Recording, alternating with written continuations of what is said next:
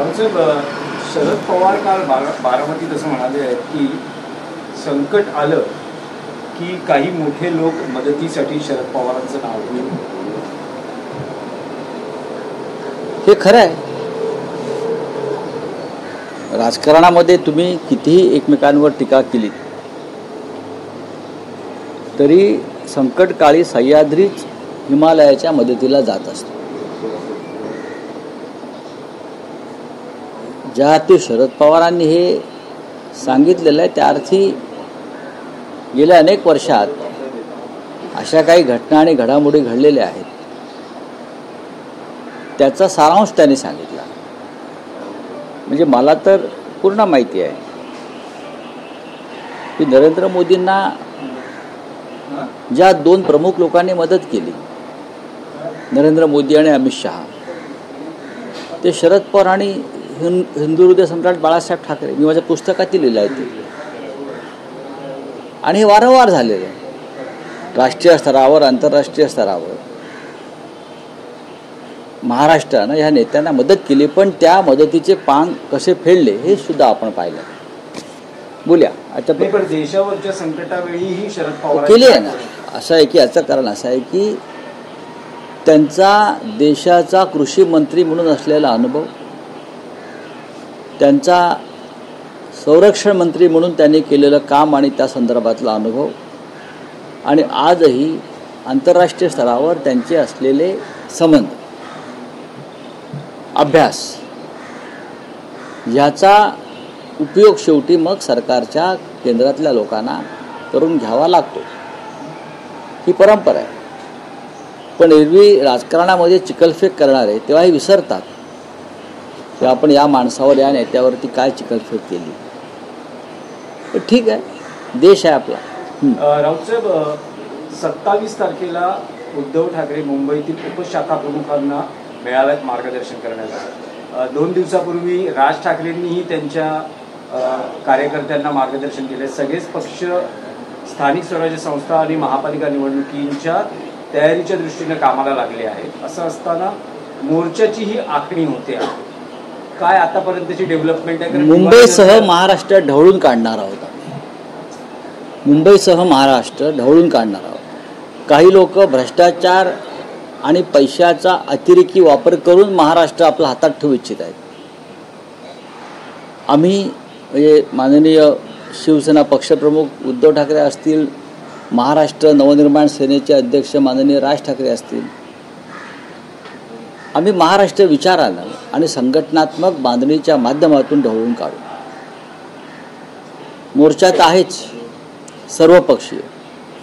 त्या सर्वपक्षीय मोर्चामध्ये अर्थात मोठं योगदान शिवसेना आणि महाराष्ट्र नवनिर्माण सेनेचंच असणार आहे.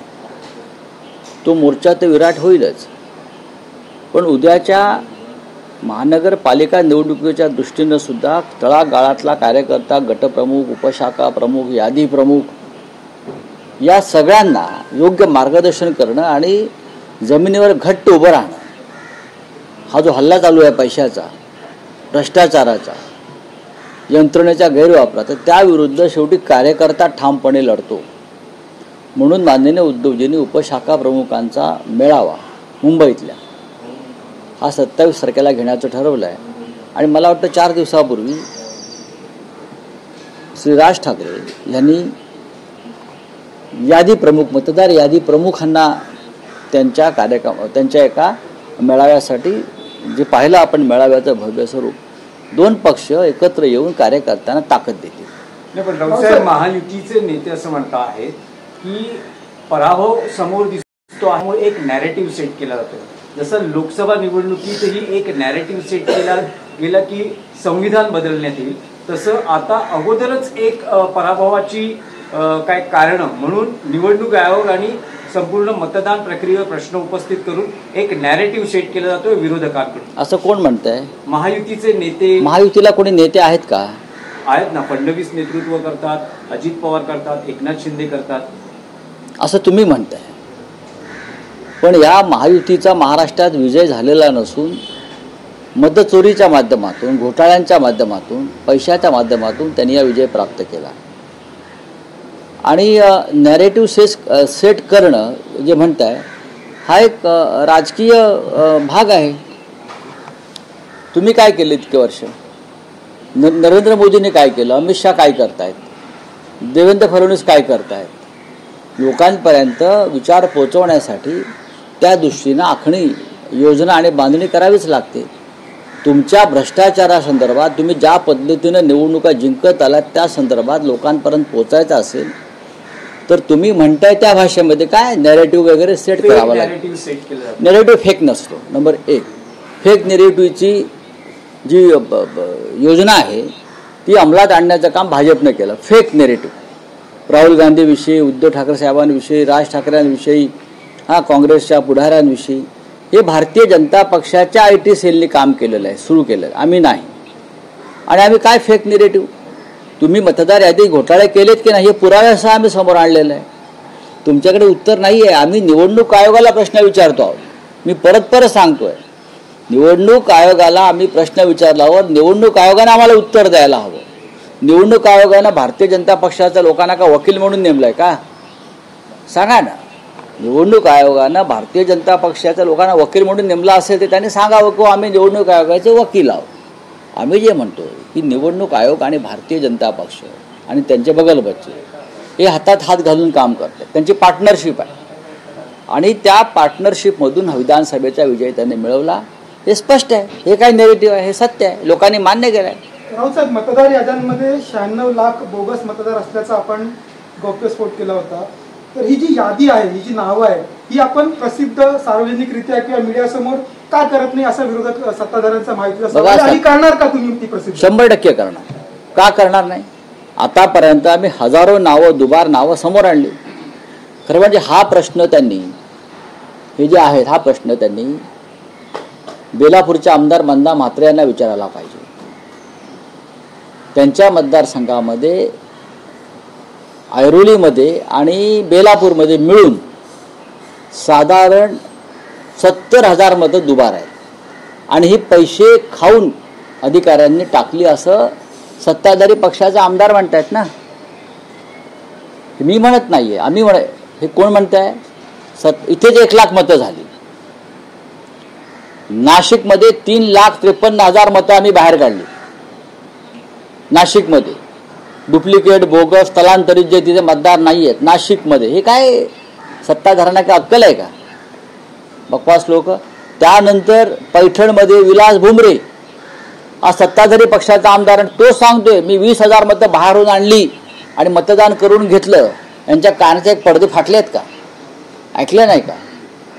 त्यानंतर त्या बुलढाण्याचे एक आमदार आहेत शिंदे गटाचे, गायकवाड म्हणून. बुलढाणामध्ये 1 लाख बोगस आणि डुप्लिकेट मत आहेत. हे कोण सांगताय? संजय गायकवाड. ही लोकसभा निवडणुकीमध्ये ह्या मतदारांनी मतदान केल्यामुळेच ते कोणते शिंदे गटाचे खासदार प्रताप जाधव जिंकून आले. हे कोण सांगताय? संजय गायकवाड सांगताय. हे आम्ही सांगतोय का? मग हा जो प्रश्न आहे हा तुम्ही तुमच्या आमदारांना विचारा. आम्ही तर देऊच तुम्हाला. सत्ताधारी पक्षाचे आमदार असं म्हणतायत की महाविकास आघाडी नेते फक्त हिंदूंच्या मतांचं सगळं एफआयआर करतात, मुस्लिमांची मतं का बघत नाही? मुस्लिमांची का मुस्लिम या देशातला मतदार नाहीये का? मुस्लिम सुद्धा या देशात. मग नरेंद्र मोदींनी कायदा करावा एक की आम्हाला मतदान जे करणार आहेत त्यांनाच आम्ही मतदानाचा अधिकार देऊ. त्यांना तेच करायचं आहे. या देशामध्ये हिंदू, मुसलमान, पारशी, शीख, जैन, बरं का, ख्रिश्चन हे मतदार आहेत ना.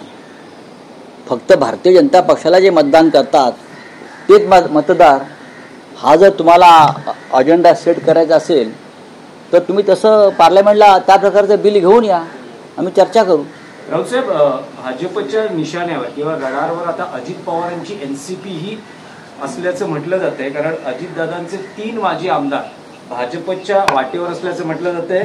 अजित पवारांची राष्ट्रवादी याबाबत सतर्क आहे आणि दत्ता भरणेंच्या सोलापुरात बैठकाही सुरू झालेली आहे. भारतीय जनता पक्षामध्ये संदर्भात एक फार मोठी म्हण आहे, ऐसा कोई सगा नहीं जिसको भाजपा ने ठगा नहीं.